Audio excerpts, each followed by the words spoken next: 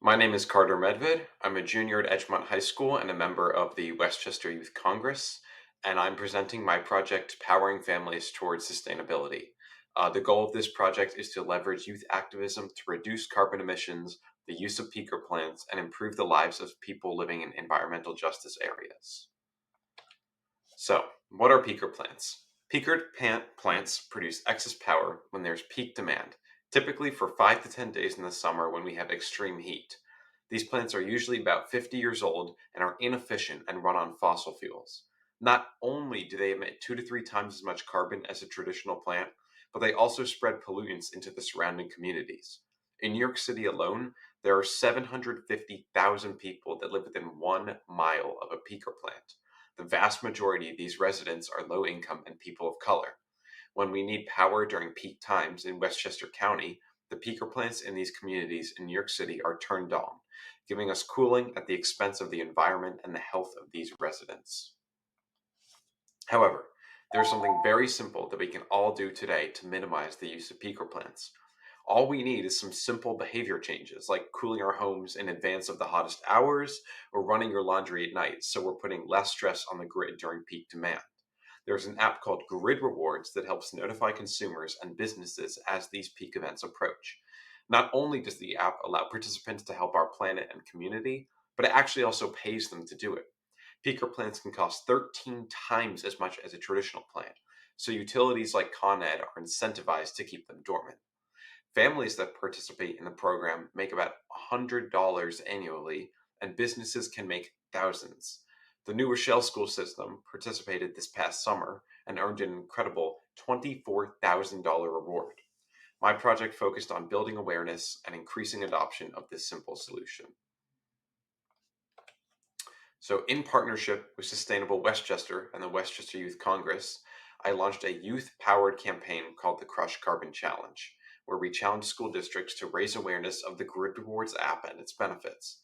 We reached out to every school in Westchester, first to the principals, and then to every environmentally focused club that we could find.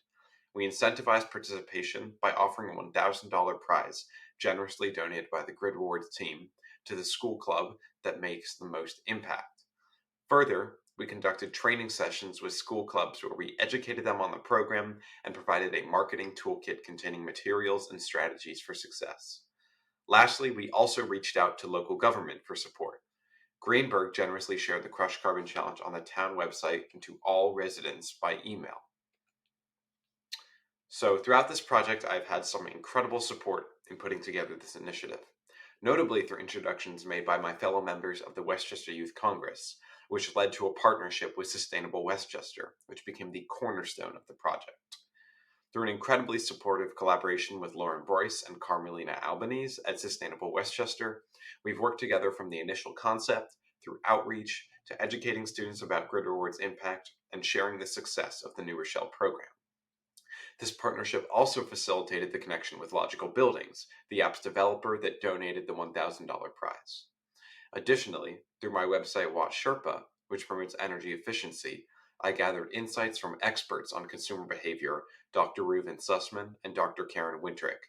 Their advice on fostering sustainable behaviors was incorporated into our initiative. And lastly, I'll note that I requested zero budget from Bedford 2030, and I'm just hoping that winning the competition can help raise awareness of the campaign and amplify its impacts.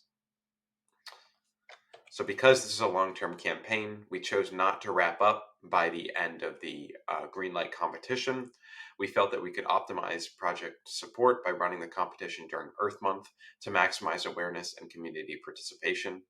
We are thrilled that all of the partners we've been working with have helped us communicate with over 100,000 residents already. In 2021, the then 4,000 member Grid Rewards community prevented over 200 tons of carbon emissions. If even a small percentage of the residents we have reached participate, we will make a significant long-term impact in carbon reduction. Grid Rewards will be able to help us measure the app downloads driven by the competition at the end of May. We are hoping to get additional press coverage for the school that wins the campaign. Additionally, I'm also very excited that the PBS's Student Reporting Labs has agreed to let me put together a story on demand response programs in which they will publish on their national online platforms and possibly even on television if we do a great job. We will continue our efforts through the summer since it will be important to ensure that the app is fully utilized during peak times. My goal is to first raise awareness of these types of solutions here in Westchester and then share that as a case study with other communities across the country. That wraps up the presentation. Thank you again for your time. And yeah, thank you.